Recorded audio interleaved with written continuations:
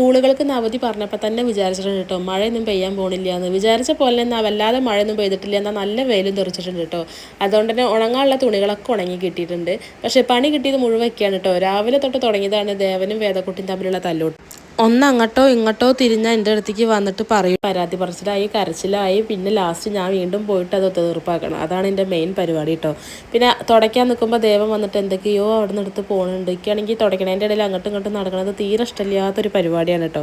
അവസാനം ഞാൻ ഈ ഒരു വണ്ടി കൊടുത്തിട്ട് പറഞ്ഞു രണ്ടാളിരുന്ന് ശരിയാക്കാൻ പറഞ്ഞിട്ടുണ്ട് കേട്ടോ. അങ്ങനെ വേദക്കുട്ടി അവരുടെ ഇടയിൽ പോയി ഇരിക്കുന്നുണ്ട്. അവരാണെങ്കിൽ അവളെന്നെ കളിക്കാൻ കൂട്ടില്ല കേട്ടോ. അവൾ ചെറുതാവിയ കാരണം കൊണ്ട് അവളെന്നെ മൈൻഡ് ചെയ്യാറില്ല. പക്ഷെ അവളതൊന്നും നോക്കാറില്ല. അതിൻ്റെ ഇടയിൽ പോയിട്ട് എന്തെങ്കിലും പ്രശ്നം ഉണ്ടാവും തല്ലോടിയിട്ട് തിരിച്ച് പോരും കേട്ടോ. അതാണ് അവളുടെ മെയിൻ പരിപാടി. പിന്നെ പണികളൊക്കെ ഒന്ന് ഏകദേശം സെറ്റായിട്ടുണ്ട്. അവസാനം ഞാൻ വിചാരിച്ച ഒരു ഉള്ളിച്ചമ്മന്തിയൊക്കെ ഉണ്ടാക്കാച്ചിട്ട് ചീനമുളക് നിൽക്കുന്നുണ്ടായിരുന്നു. അപ്പോൾ നോക്കുമ്പോൾ ചെറിയുള്ളി ഉണ്ടായിരുന്നില്ല കേട്ടോ. വെല്ലുള്ളി വെച്ചിട്ട് അഡ്ജസ്റ്റ് ചെയ്യാൻ വിചാരിച്ചു. കുറച്ച് പുളിങ്ങിയും വെളിച്ചെണ്ണയും ഉപ്പും കൂടിയിട്ട് ചതച്ചിട്ട് ചോറിൻ്റെ കൂടെ കഴിക്കാൻ നല്ല രസമാണ് കേട്ടോ.